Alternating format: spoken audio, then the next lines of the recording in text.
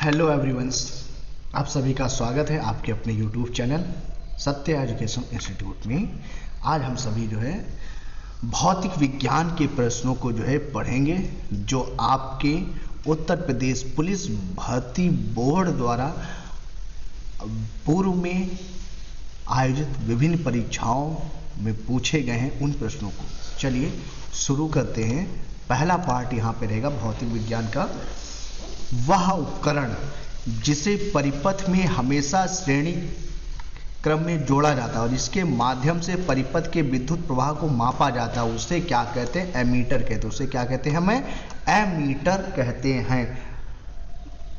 अब ध्यान रखिएगा, जो गैल्वोमीटर है, बहुत ही ध्यान रखिएगा, जोड़ने पर रीडिंग बदल जाती है, क्योंकि क्रम में अतिरिक्त प्रतिरोध जोड़ने पर रीडिंग बदल जाती है और इसका प्रतिरोध कम होने के कारण इसे बहुत कम प्रतिरोध वाला गैल्वेनोमीटर भी कहते हैं। जिस तापमान पर वायु में जल वाष्प संघनित होना शुरू कर देगा उसे कहा जाता है, उसे ओसांक कहा जाता है। उसे क्या कहते हैं? ओसांक कहा जाता है। ध्यान रखिएगा, ओस बनने के लिए आवश्यक है कि ओसांक जमाव बिंदु से ऊपर हो। वायु की सापेक्षिक आर्द्रता को हाइग्रोमीटर से मापा जाता है। आगे बढ़ते हैं। यहाँ पे वर्षा को मापने के लिए किस उपकरण का उपयोग किया जाता है? जिसमें वर्षा के पानी का इकट्ठा करने के लिए शीर्ष पर एक फनल के साथ मापने वाला सिलेंडर लगा होता है, तो उसको क्या कहते हैं? Rain gauge. रेन गेज से वर्षा का मापन किया जाता है।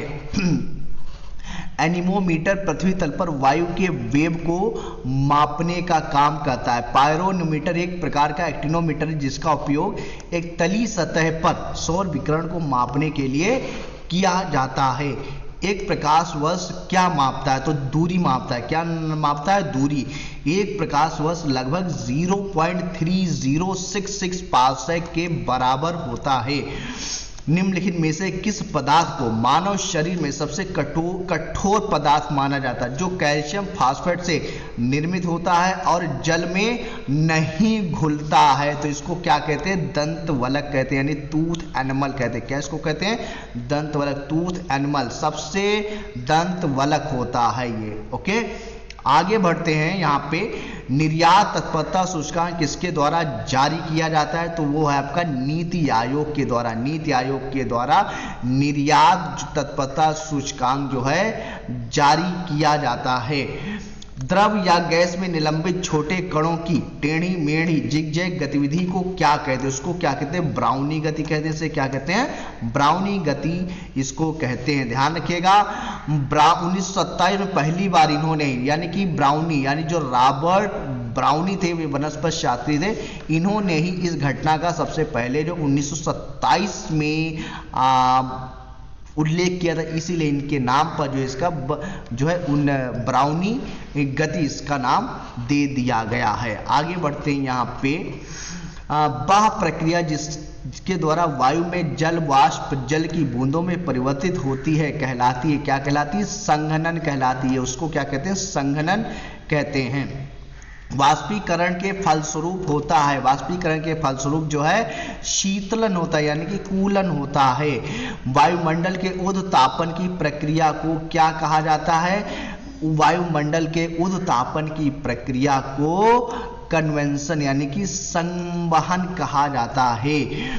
ठोस पदार्थों में ऊष्मा हस्तांतरण की प्रक्रिया को किस रूप में जानते हैं? तो चालन के रूप में जानते हैं। किस रूप में?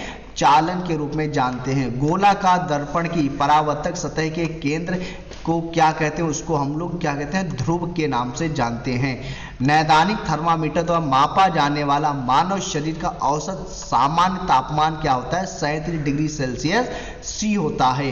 कणों की तरंग प्रकृति किसने स्थापित की? तो ये डी ब्रोगली ने स्थापित किया है। कणों की तरंग प्रकृति डी ब्रोगली ने स्थापित किया है। चुंबकीय चालक घनत्व की इकाई क्या होती है? इसको टेस्ला के रूप में भी निर्धारित किया जाता है। ध्यान रखिएगा, वेबर चुंबकीय फ्लक्स का एसआई पद्धति में मात्रक होता है, 1 टेस्ला बराबर 1 वेबर प्रति मीटर स्क्वायर है। एम्पियर मात्रक होता है किसका? विद्युत धारा का मात्रक होता है। विद्युत आवेश को 1 एम्पियर धारा कहते हैं। द्रवों का घनत्व मापने के लिए किस उपकरण का प्रयोग किया जाता है? तो पिक्नोमीटर का उपयोग किया जाता है। ध्यान दीजिएगा, एनीमोमीटर से वायु का वेग मापते हैं, यूडियोमीटर से गैस के मिश्रण का आयतन परिवर्तन, पिक्नोमीटर से द्रव घनत्व और बेवामीटर से मिट्टी का यांत्रिक गुण मापते हैं। शक्ति की भौतिक मात्रा की विमा होती है, क्या होती है? m1 L2 T-3 ये होती है शक्ति की, जो है शक्ति बराबर कार्य बटा समय बराबर बल गुणे विस्थापन बटे समय, ये आपको ध्यान में रखना है। दृष्टि वैषम्य को किस लेंस के द्वारा जो है दूर किया जाता है? तो दृष्टि वैषम्य को जो बेलनाकार लेंस के द्वारा जो है दूर किया जाता है, ये आपको याद रखना है। फ्रैंक व्हिटल द्वारा निम्न में से किसका आविष्कार किया गया है? तो जेट इंजन का आविष्कार किया गया। फ्रैंक व्हिटल ने जो है जेट इंजन का आविष्कार किया है। दांतों की वर्धित छवि को देखने के लिए दंत चिकित्सकों द्वारा क्या यूज करते हैं? अवतल दर्पण का यूज करते हैं। अवतल दर्पण का उपयोग किया जाता है। ध्यान रखिएगा, मोटर गाड़ियों के हेडलाइट में भी अवतल दर्पण का प्रयोग किया जाता है, जबकि उत्तल दर्पण मोटर गाड़ियों की साइड में लगे होते हैं। इसकी सहायता से गाड़ी का ड्राइवर अपने पीछे की गाड़ियों को देख सकता है। इसके अलावा स्ट्रीट लाइटों में भी उत्तल दर्पण का प्रयोग किया जाता है। भारतीय वैज्ञानिक एवं भौतिक विज्ञान के प्रोफेसर ने संगीत के प्रति अपने गहरे प्यार के कारण वर्ष 1921 में लंदन की रॉयल सोसाइटी के समक्ष तार के संगीत उपकरणों के सिद्धांत पर शोध पत्र प्रस्तुत किया था। कौन थे वो? सीवी रमन थे। कौन थे ये? सीवी रमन थे। इसीलिए इनको जो 1930 में नोबेल पुरस्कार भौतिकी का भी इनको दिया था। और इसी खोज के उपलक्ष्य में 28 फरवरी को राष्ट्रीय विज्ञान दिवस के रूप में भी मनाया जाता है। ये भी आपको याद रखना पड़ेगा। प्रकाश वर्ष किसका मापन करता है? तो दूरी का मापन करता है। एक प्रकाश वर्ष बराबर 9.46 इंटू 10 की पावर 15 मीटर तक होता है। निम्न में से कौन एक वैज्ञानिक होने के साथ साथ एक महान उद्योगपति भी थे, जिन्होंने भारत में कई उद्योगों की स्थापना की? कौन थे? विक्रम साराभाई थे। कौन थे? विक्रम साराभाई थे। और इन्हें जो है विज्ञान और अभियांत्रिकी में 1966 में पद्म भूषण भी मिला था। फ़ारेनहाइट में जल का क्वथनांक कितना होता है? 212 डिग्री फ़ारेनहाइट होता है। कितना होता है? ध्यान रखिएगा, जल का क्वथनांक ध्यान रखिएगा। सेंटीग्रेड में कितना था? 99.947 डिग्री सेल्सियस। केल्विन में होता है 373.127 केल्विन। फ़ारेनहाइट में 211.95 डिग्री फ़ारेनहाइट, इसलिए यहाँ पे 212 लिखा हुआ है। का प्रयोग हवा के बल और वेग को मापने के लिए किया जाता है। किसका भैया? एनीमोमीटर। अभी ऊपर पढ़े थे हम लोग ने। स्पीडोमीटर यानी हवा का वेग इससे मापते हैं। स्पीडोमीटर से स्पीडोमीटर से वाहनों का वेग मापते हैं। लैक्टोमीटर से दूध का विशिष्ट घनत्व, थर्मामीटर से ताप और एनीमोमीटर से जो है पवन का वेग यानी कि वायु का वेग जो है मापा जाता है, या हवा का। विद्युत का सबसे अच्छा चालक इसमें से कौन सा? इसमें से तो भाई कॉपर है, लेकिन सबसे अच्छा अगर पूछा जाए तब आपका आ जाएगा चांदी आ जाएगा। चांदी तांबे से भी अच्छी जो सुचालक होती है, लेकिन महंगे होने का इसका जो उपयोग नहीं किया जाता।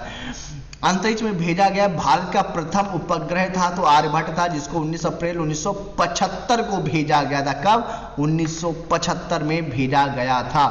ध्वनि मापक इकाई को कहते हैं, क्या कहते हैं? डेसिबल कहते हैं। अंटार्कटिका जाने वाले प्रथम भारतीय दल के प्रभारी थे आपके डॉक्टर एस.जे. कासिम थे। कौन थे? Doctor SJ. कासिम थे। रेफ्रिजरेटर में कौन सा द्रव का प्रयोग किया जाता है? तो अमोनिया द्रव का प्रयोग किया जाता है। ध्यान रखिएगा, ठीक है। फ्रियान गैस भरा था, जो फ्रियान गैस भरते हैं जो वाष्पीकृत होकर रेफ्रिजरेटर में ठंडक उत्पन्न करती है। ये भी बहुत ही बढ़िया क्वेश्चन है। ऊर्जा से भरपूर प्रकाश के लिए एलईडी या वर्तमान तकनीक है। एलईडी का विस्तारित रूप क्या होता है? Light emitting diode. क्या होता है? लाइट एमिटिंग डायोड इसका पूरा नाम होता है। किसका? एलईडी का लाइट एमिटिंग डायोड होता है। बीएमआई की गणना के लिए सूत्र होता है, क्या होता है? वजन किलोग्राम में आब्लिक लंबाई स्क्वायर और मीटर स्क्वायर में होता है। ये होता है बीएमआई बराबर वजन किलोग्राम में, लंबाई स्क्वायर मीटर स्क्वायर में लंबाई होती है। ओके। यहाँ पे कुछ दिया गया, जैसे कि 18.5 की अगर लंबाई है तो सामान्य से कम वजन होता है। ये 18.5 से 24.9 से सामान्य है। 25 से 29.9 पे अगर है तो ये सामान्य से अधिक वजन हो जाता है। अगर इससे हिसाब से 30 है तो इस 34 मोटापा, इससे इस तरह से ये कुछ होता है। आप लोग भी अपना कन्वर्ट करिएगा, इस सूत्र से आप अपने आप को ये लंबाई वजन बढ़िया ज्ञात कर सकते हैं। आप कैसे में है, कैसे में। अप्रयुक्त किताब 2 वर्ष के लिए शिल्प बनी रही जब तक उसे हटाया नहीं गया। यह किसका एक उदाहरण है? तो यह जो है न्यूटन के गति का प्रथम नियम है, यानी कि जड़त्व का। जब तक उस पर कोई बाह्य बल आरोपित नहीं होगा तब तक वो उसी अवस्था में पड़ी रहेगी। जैसे एक मोटा इंसान लेटा है तो लेटा है, जब उसको धक्का मार के उठाया जाता है तभी उठता है, वरना नहीं। मैं दीवार पर मारने के लिए एक गेंद फेंकता और वह वापस मेरे पास आ जाती। यह किसका उदाहरण? ये आपका न्यूटन के गति का तृतीय नियम है, जिसको जो क्रिया प्रतिक्रिया का भी नियम कहते हैं। क्या कहते हैं उसको? है क्रिया प्रतिक्रिया का भी नियम उसको कहा जाता है। न्यूटन के गति के तृतीय नियम को क्रिया प्रतिक्रिया का भी नियम कहते हैं। जैसे कि और देखिए उदाहरण में, बंदूक की गोली निकलने पर व्यक्ति को पीछे की धक्का लगना, नाव से किनारे कूदने पर नाव का पीछे की ओर हटना, ये आदि जो है इसके उदाहरण है। परमाणु के नाभिक के अंदर कौन सा कण होते हैं? तो उसके अंदर प्रोटॉन और न्यूट्रॉन होते हैं। डेसिबल इकाई होती है किसकी? ध्वनि की तीव्रता की मापन की होती है। सामान्य बातचीत में ध्वनि की तीव्रता 60 डेसिबल होती है और मनुष्य के कान 0 डेसिबल से अधिक और 180 डेसिबल तक के शोर का सामना कर सकते हैं। प्रतिध्वनि उत्पन्न होने का कारण है ध्वनि का क्या? परावर्तन। सर्वोत्तम विद्युत चालक है कौन सा? चांदी। अभी बताया था हमने, चांदी, तांबा, एल्युमिनियम, टंगस्टन। सौर ऊर्जा का स्रोत है कौन सा होता है भैया? नाभिकीय संलयन होता है। सौर ऊर्जा का स्रोत क्या है? नाभिकीय संलयन है। वेरी लाइट पिस्टल का प्रयोग रात में किस लिए किया जाता है? किसी स्थल को कुछ देर के लिए प्रकाशित करने के लिए प्रयोग करते हैं इसका। अन्वेषण के दौरान झूठ पकड़ने के लिए निम्न में से किसका प्रयोग किया जाता है? तो ये narco test, polygraph test, brain mapping, उपयुक्त सभी का प्रयोग किया जाता है। आज के समय में चाहे जो डिस्ट्रिक्ट कोर्ट हो, चाहे हाई कोर्ट हो, चाहे सुप्रीम कोर्ट हो, सभी झूठे मुकदमों, सभी यानी कि मुकदमों से लदे पड़े हैं। अगर सरकार उन मुकदमों को तत्काल त्वरित रूप से समाप्त करना चाहती तो वादी और प्रतिवादी का narco test, polygraph test, brain mapping test कुछ भी करवाए तो इससे क्या होगा? जो सालों से मुकदमे चले आ रहे हैं वो फटाफट समाप्त हो जाएंगे। लेकिन सरकार ऐसा नहीं करती है। ऐसा अगर करने लगेगी फिर ये वकील क्या करेंगे? ये जजों की नियुक्तियां फिर क्या करेगी? पुलिस का काम क्या रह जाएगा?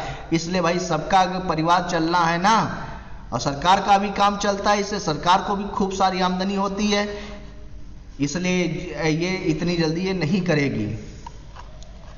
भोजन ऊर्जा को मापने की यूनिट का नाम होता है, क्या होता है? कैलोरी होता है। ध्यान है, प्रतिरोध का मात्रक ओम, तो विद्युत सामर्थ्य का मात्रक हार्स पावर, 1 हार्स पावर बराबर 746 वाट। निम्नलिखित में से विश्व का प्रथम संचार उपग्रह कौन था? टेलेस्टार 1 था। कौन था? टेलेस्टार 1 था, जिसे 10 जुलाई 1962 को अमेरिका के नासा द्वारा प्रक्षेपित किया गया था। किसमें ध्वनि की गति सर्वाधिक होती है? तो ध्वनि की ठोस में, यानी कि बर्फ में हो जाएगा। ध्यान, ठोस में होता है। इनके हिसाब से जो ऑप्शन दिए हैं इनके हिसाब से सर्वाधिक गति किसमें है? बर्फ में। वैसे सर्वाधिक होती है ठोस में। एल्युमिनियम में 6420 है, ध्यान रखिएगा। कांच में 5640 है, लोहा में 5130 है, समुद्री जल में 1533, पानी में 1493, बर्फ में 4000, वायु में 352, निर्वात में 0, निर्वात में 0 होती है। किस उपकरण का उपयोग मानचित्र पर दूरी नापने के लिए करते हैं? तो ओपिसोमीटर का उपयोग करते हैं। पलायन वेग किसे कहते हैं? पलायन वेग वह वेग है जिससे उपग्रह पृथ्वी की गुरुत्वीय शक्ति से बाहर निकल जाए, उसको क्या कहते हैं? पलायन वेग कहते हैं। निम्नलिखित में से वायुमंडल में से कौन सी गैस नहीं पाई जाती है? तो क्लोरीन गैस नहीं मिलती। हाइड्रोजन, ऑक्सीजन, नाइट्रोजन ये सब वायुमंडल में होता है। क्लोरीन जो है नहीं पाई जाती। अब कौन कौन सी देखिएगा गैसें मिलती हैं वायुमंडल में, ध्यान दीजिएगा। वायुमंडल में कौन कौन सी गैसें जो है आपको प्राप्त होती हैं, थोड़ा सा वो आपको देखना है यहां पे। तो आप कैसे देखेंगे यहां पे? हाँ, वायुमंडल में जो गैसें आपको मिलती हैं वो इस प्रकार की गैसें हैं यहाँ पे। तो उनमें से आइए हम कुछ गैसों पे चर्चा करते हैं, कौन कौन सी गैसें पाई जाती हैं वायुमंडल में। तो आप देखेंगे यहाँ पे बहुत बढ़िया ये गैसें आपको मिलेंगी। यहाँ पे सबसे पहले पृथ्वी के चारों ओर सैकड़ों किलोमीटर की मोटाई में, क्या कह रहा है यहाँ पे ध्यान दीजिएगा, पृथ्वी के चारों ओर सैकड़ों किलोमीटर की मोटाई में, पृथ्वी के चारों सैकड़ों किलोमीटर की मोटाई में लपेटने वाले गैसीय आवरण को वायुमंडल कहा जाता है। इसका संगठन निम्न प्रकार से देखिएगा, नाइट्रोजन सबसे ज्यादा वायुमंडल में पाई जाती है 78.08%, फिर आता है उसका ऑक्सीजन का 20.90%, फिर ऑर्गन गैस का 0.93, फिर कार्बन डाइऑक्साइड है 0.03 है, फिर नियॉन गैस है 0.0183 है, फिर आपका हीलियम आता है, हीलियम का कितना है 0.0005% गैस है, फिर ओजोन गैस है आपका 0.00006% है, फिर हाइड्रोजन गैस है आपका 0.0005% है। इसके अलावा मीथेन, क्रिप्टन तथा जेनान अत्यंत अल्प मात्रा में पाए जाते हैं। तो ये थी कुछ वायुमंडल में पाई जाने वाली महत्वपूर्ण गैसें। सर्वाधिक कौन सा है? नाइट्रोजन गैस सर्वाधिक वायुमंडल में पाई जाती है। आगे देखते हैं यहाँ पे प्रकाश की तरंग जो है किसने प्रतिपादित किया था? तो न्यूटन के समकालीन विद्वान हाइगेंस ने सन 1678 में प्रकाश के तरंग के सिद्धांत का जो है क्या किया था? प्रतिपादन किया था। प्रकाश के तरंग का प्रतिपादन किया था। और आपका जो है यहां पे देखते हैं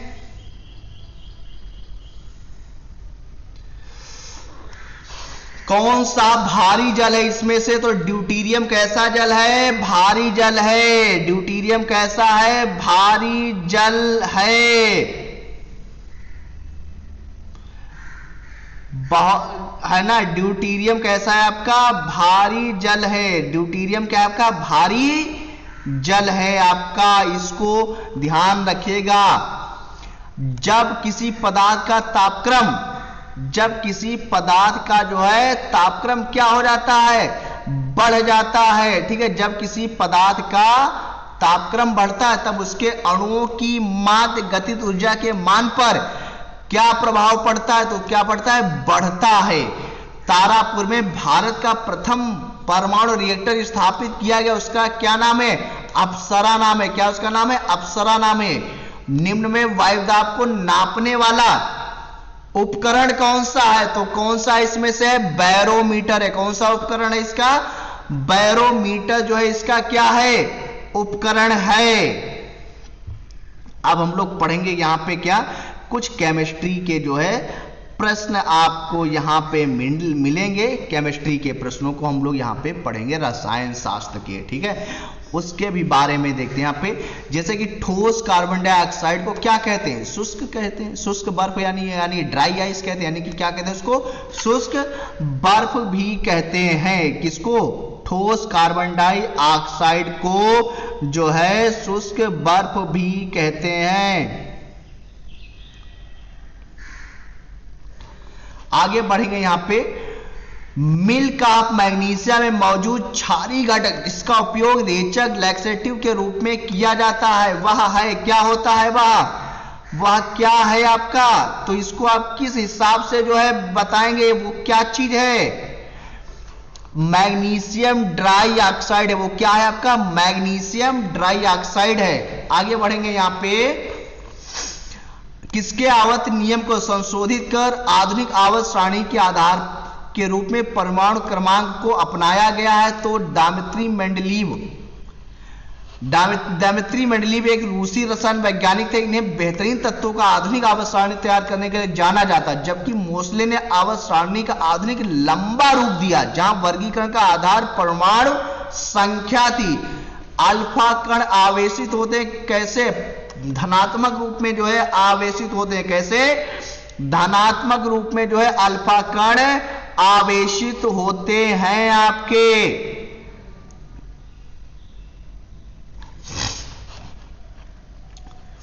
वह प्रक्रिया कौन सी है जिसमें एल्युमिनियम की वस्तुओं पर एल्युमिनियम की एक मोटी ऑक्साइड परत को विकसित किया जाता है, जिसे एक आकर्षक परिसज्जन के लिए रंगा जाता है, उसको क्या कहते हैं?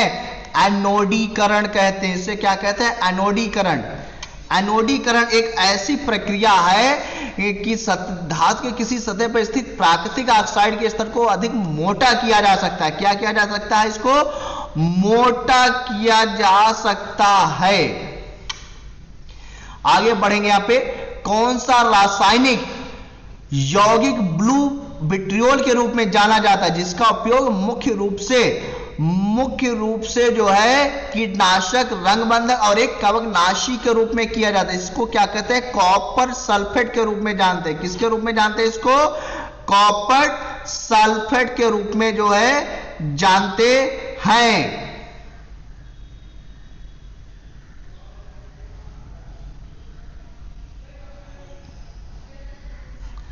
और आगे बढ़ेंगे, ग्रेफाइट, डायमंड और बकमिंस्टर फुलरिन किस तत्व के अपर रूप है? तो ये आपके कार्बन तत्व के अपर रूप है। किसके?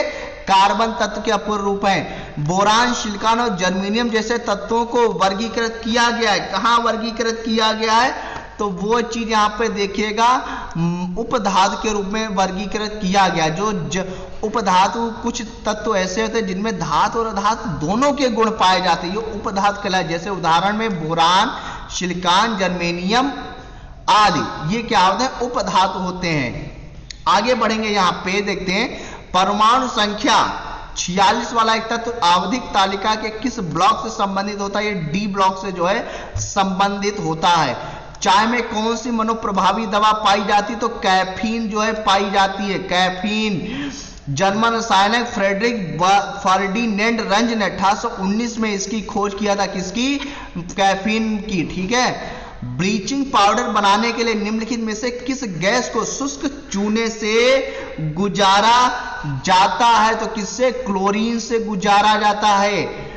निम्नलिखित में से कौन सा जिंक का एक अयस्क है? तो उसको क्या कहेंगे? स्फेलेराइट कहेंगे। कौन सा अग्निशमन अभिकारक ओजोन के लिए हानिकारक होता है? वो कौन सा होता है? हेलॉन होता है। निष्कर्षण बोतल बनाने में इस्तेमाल होने वाला पॉलीमर क्या होता है? वो ज्यादा घनत्व का पॉलीएथेनील होता है, पॉलीएथेनील होता है। आगे बढ़ेंगे, बुलेट प्रूफ वस्त्र बनाने के लिए कौन सी सामग्री जो है प्रयोग की जाती है? तो स्पेक्ट्रा सामग्री प्रयोग की जाती है। कौन सी? स्पेक्ट्रा सामग्री जो है प्रयोग की जाती है। रदरफोर्ड द्वारा किस प्रयोग ने नाभिक के अस्तित्व को साबित कर दिया? यानी गोल्ड फॉयल प्रयोग ने। किसने? गोल्ड फॉयल प्रयोग ने। इनमें से कौन सा कृत्रिम कीटनाशक नहीं है? तो कौन सा नहीं है? पैराकीट नहीं है आपका। पैराकीट कृत्रिम कीटनाशक, जबकि dichloro, diphenyl, trichloroethane, DDT, aldrin, benzene, hexachloride, ये सारे आपके कैसे हैं? आपके कृत्रिम कीटनाशक हैं। उच्च शुद्धता का जर्मेनियम जो है क्षेत्र परिशोधन द्वारा प्राप्त किया जाता है। निम्नलिखित में से कौन सा तत्व एक अधातु है जो कक्षीय तापमान पर द्रव अवस्था में रहता है? उसको क्या कहते हैं? ब्रोमीन कहते हैं। क्या उसको कहते हैं? ब्रोमीन कहते हैं। निम्नलिखित में से किस तत्व की परमाणु त्रिज्या सबसे छोटी होती है? उसे क्या कहते हैं? क्लोरीन के नाम से जानते हैं। CH3 COO CH2 CH3 का सूत्र है किसका? एथिल एथनोएट का है।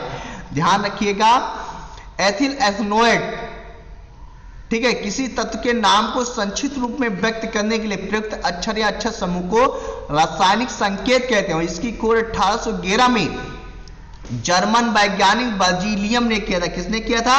बर्जीलियम ने किया था। प्रोपेनोइक अम्ल जो है सूत्र क्या होता है? CH3 CH2 COOH, ethyl ethanoate CH3 COO CH2 CH3, butanoic अम्ल CH3 CH2 CH2 COOH, methanoic अम्ल का होता है HCOOH होता है। मिश्र धातु गुलाब सोने में, मिश्र धातु गुलाब सोने में सोने के अलावा अन्य कौन सा धातु जो है शामिल होता है? ये बात यहां पे क्लियर कर रहा है। तो कौन सा होता है? तांबे की मिश्र धातु है, ठीक है। गुलाब सोने और तांबे की मिश्र धातु है। यह धातु 19वीं सदी में रूस में प्रसिद्ध है, इसलिए इसे रूसी सोने के नाम से भी जाना जाता है। मोनोमर कैप्रोलैक्टस का किस बहुलक को प्राप्त करने के लिए बहुलीकरण किया जाता है? किसके लिए? नायलॉन 6। क्या इसका? नायलॉन 6 के लिए जो है इसका जो है प्रयोग किया जाता है। यानी कैप्रोलैक्टस एक चक्रीय एमाइड है जिसका प्रयोग एक मोनोमर के रूप में नायलॉन 6 बनाने के लिए किया जाता है। CaSO4 2H2O का रासायनिक सूत्र है। किसका है ये रासायनिक सूत्र भैया? जिप्सम का है। किसका है ये? जिप्सम का ये रासायनिक सूत्र है। गैल्वेनाइजेशन का मतलब इस्पात को जस्ता की पतली परत के साथ क्या करना है? आवरण करना है, जिससे धातुओं को क्षरण यानी जंग लगाने से बचाया जा सके। ध्यान रखिएगा। C60 एक अणु है जिसमें 12 पंचभुज और 20 अष्टभुज के रूप में व्यवस्थित 60 कार्बन परमाणु होते हैं। इसका आकार एक फुटबॉल के गेंद के समान होता है। सर्वोत्तम गुणवत्ता वाला कोयला जिसमें 80% से 95% कार्बन होता है वह होता है कौन सा? एंथ्रेसाइट होता है। कौन सा होता है? एंथ्रेसाइट होता है। को छोड़कर निम्नलिखित सभी संघनन बहुलक यानी पॉलीप्रोपोलीन को छोड़कर, ये पॉलिएस्टर, पॉलीएमाइड, पॉलीकार्बोनेट, ये सारे क्या है? संघनन क्या है? बहुलक हैं। ओके। पॉली जो ये है आपका पॉलीप्रोपोलीन, ये क्या होता है? देखिएगा आपका एक प्रकार का एक पॉलीप्रोपिलीन को पॉलीप्रोपिन के नाम से भी जाना जाता है। इसका गलनांक 60 तथा यह थर्मोप्लास्टिक बहुलक है। ऐसा है, थर्मोप्लास्टिक बहुलक है। भारत में निम्नलिखित में से किस रेडियोधर्मी धातु का विश्व का सबसे बड़ा भंडार मौजूद है? वो कौन सा है आपका? थोरियम है। कौन सा है आपका? थोरियम धातु है। काली स्याही में मौजूद अलग अलग रंगों के रंजक को अलग करने के लिए किस तकनीक का प्रयोग किया जाता है? उसको क्या कहते हैं? वर्ण लेखन कहते हैं। क्या कहते हैं? वर्ण लेखन के लिए किया जाता है। चींटियों से हमले से फसलों की सुरक्षा के लिए निम्नलिखित में से किस कीटनाशक का प्रयोग किया जाता है? किसका? कपूर का यूज करते हैं। किसका? कपूर का उपयोग करते हैं। यहां पे चींटियों से फसलों की सुरक्षा के लिए कपूर का प्रयोग किया जाता है। जो चींटियों फसलों दूर है, चींटियों से फसलों की सुरक्षा में प्रयोग किए जाने वाले अन्य पदार्थ है केरोसिन का तेल, बेकिंग सोडा, गर्म पानी, लाल मिर्च का पाउडर का घुलाज। इनमें से किसको ईंधन सेल कहते हैं? ईंधन सेल जो है आणविक ऑक्सीजन को ईंधन सेल के रूप में भी जाना जाता है।